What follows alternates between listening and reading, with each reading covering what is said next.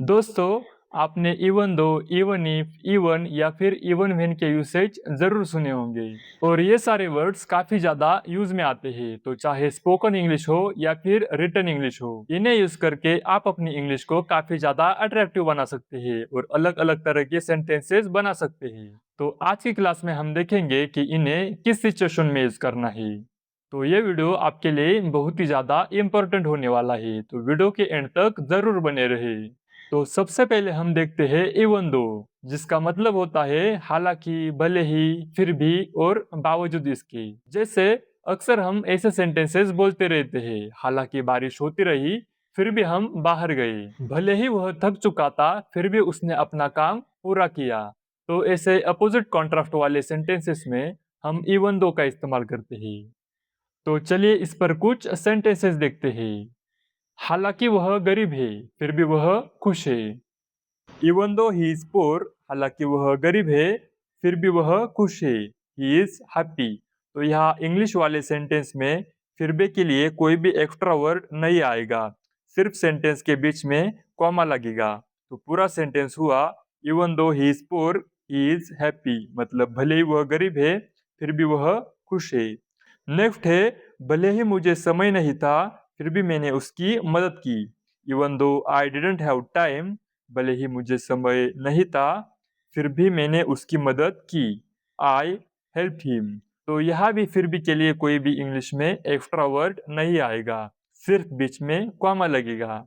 Next है हालांकि वह पढ़ाई करता है फिर भी उसके अंक कम आते हैं। तो even though he studies he gets low marks. हालांकि उसने मुझे बुलाया फिर भी मैं नहीं गया। इवन दो ही इनवाइटेड मी, हालांकि उसने मुझे बुलाया आई डिडंट गो, फिर भी मैं नहीं गया। तो जो डिडंट है वो डिड नॉट की कॉन्ट्रैक्शन फॉर्म है, मतलब कि छोटा वर्जन है। तो इवन दो का मतलब होता है हालांकि, भले ही, फिर भी या फिर बावजूद इसके। तो अब है हमारा नेक्स्ट वर्ड इवन इफ। तो आपने इफ देखा ही होगा कि इफ का इस्तेमाल कंडीशनल सेंटेंसेस में होता है। जैसे अगर ऐसा होगा या फिर अगर वैसा होगा, तो ऐसे सेंटेंसेस में इफ का इस्तेमाल होता है। तो इवन इफ का मतलब होता है भले ही, चाहे या फिर यहाँ तक। इसमें कुछ ऐसे सेंटेंसेस आते हैं, भले ही बारिश हो जाए मैं आऊंगा, अगर कोई मना करे तब भी मैं सच बोलूंगा, या फिर चाहे तुम देर से आओ फिर भी मैं तुम्हारा इंतजार करूंगा। तो ऐसे सेंटेंसेस में हम इवन इफ का इस्तेमाल करते हैं। तो चलिए इस पर कुछ सेंटेंसेस देखते हैं। भले ही बारिश हो जाए मैं जाऊंगा। Even if it rains I will go. भले ही हिंदी वाले दोनों सेंटेंसेस जो है वो फ्यूचर में है, फिर भी इवन इफ के साथ एक सेंटेंस है वो प्रेजेंट में बनेगा। जैसे यहाँ पर इवन इफ इट रेन्स, ये सेंटेंस प्रेजेंट टेंस में है और आई विल गो है वो फ्यूचर टेंस में है।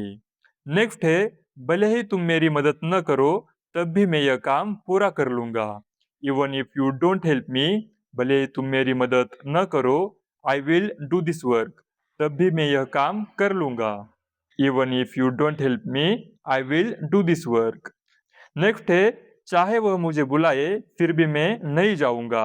Even if she invites me I won't go. तो ये वोंट है वो विल नॉट की कॉन्ट्रैक्शन फॉर्म है। भले तुम असफल हो जाओ हार मत मानना। Even if you fail don't give up. तो इवन इफ का मतलब हमने सीखा कि काल्पनिक स्थिति को दर्शाने के लिए होता है, जबकि इवन दो का यूज रियल स्थिति के लिए होता है। अब है इवन, जिसका मतलब होता है यहाँ तक कि, यहाँ तक, फिर भी या सिर्फ भी। जैसे यहाँ तक कि छोटे बच्चे ने भी यह सवाल हल कर लिया, यहाँ तक कि वो भी मेरे साथ आया। तो ऐसे सेंटेंसेस में हम इवन का इस्तेमाल करते हैं। तो कुछ सेंटेंसेस देखते हैं। यहाँ तक कि शिक्षक भी हैरान हो गए।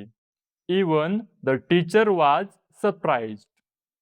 नेक्स्ट है वह मुझे देखकर मुस्कुराया भी नहीं। तो he didn't even smile at me, मतलब कि उसने मुझसे बात तो नहीं की, चलो ठीक है बात तो नहीं की, पर यहाँ तक कि वह मुझे देखकर मुस्कुराया भी नहीं। तो सेंटेंस हुआ he didn't even smile at me. Next है यहाँ तक कि मेरे दोस्त ने भी मेरी मदद नहीं की। तो even my friend didn't help me. और इवन का दूसरा मीनिंग जो निकलता है समान, मतलब कि बराबर, ऐसे भी होता है।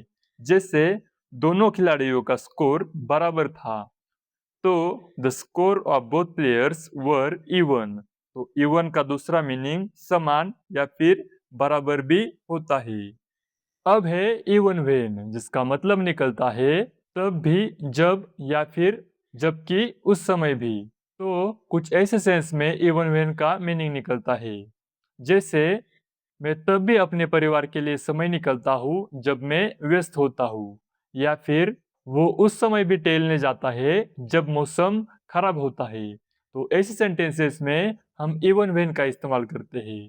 तो कुछ सेंटेंसेस देखते हैं। मैं तब भी पढ़ाई करता हूँ जब मैं थका होता हूँ। तो even when I am tired I study. तो हमें वर्ड टू वर्ड ट्रांसलेट नहीं करना है, हमें सिर्फ सेंटेंस का मीनिंग समझना है। क्योंकि हिंदी और इंग्लिश वाले सेंटेंसेस कई बार अलग अलग वे में बोले जाते हैं। नेक्स्ट सेंटेंस है वह उस समय भी दौड़ने जाता है जब बारिश होती है। तो even if it rains he goes for run. मैं तब भी कोशिश करता हूँ जब मेरी कोई मदद नहीं करता। तो even when no one helps me I keep trying.